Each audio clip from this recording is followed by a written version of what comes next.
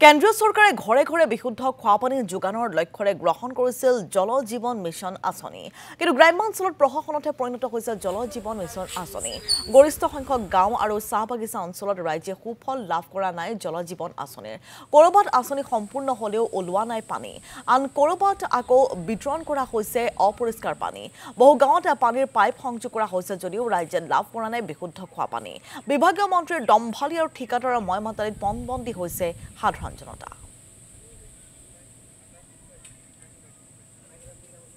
তো হলো জলেশ্বৰ সমষ্টিৰ অন্তৰ্গত ভালুকমাৰী গাঁও এটো 4 বছৰ হল আজি কাম স্টাৰ্ট হৈছে আমি পানী তো দূৰৰ কথা মানে পাইপ বিলাকো এতিয়া ক্লিয়াৰ কৰা নাই ঠিকাদাৰৰ গাফিলতিৰ কাৰণে বিভাগীয় কৰ্তৃপক্ষৰ গাফিলতিৰ কাৰণে আজি আমি বিশুদ্ধ খোৱা পানীৰ অভাৱত ভুগি আছো আমাৰ ভালুকমাৰী গাঁৱত আপোনালোকে গোটেইখিনি গাঁৱত এবাৰ ই কৰি চাব পাৰে যে কিমান কেইটা নলা মানে ঠিক কৰি দিছে আৰু কিমান কেইটা বেয়া হৈ আছে এইটো কিহৰ কাৰণে বা ইমান দিন অপেক্ষা কৰি আছে আমি গম নাপাও অসমৰ গোটেইখিনি প্ৰায় কাম প্ৰায় কমপ্লিট হৈছে ঠিকাদাৰে প্ৰায় পইচা পাতি প্ৰায় উঠাইছে কিন্তু আমাৰ এই ভালুকমাৰী গাঁৱৰ এইটো মানে ঠিকাদাৰৰ গাফিলতি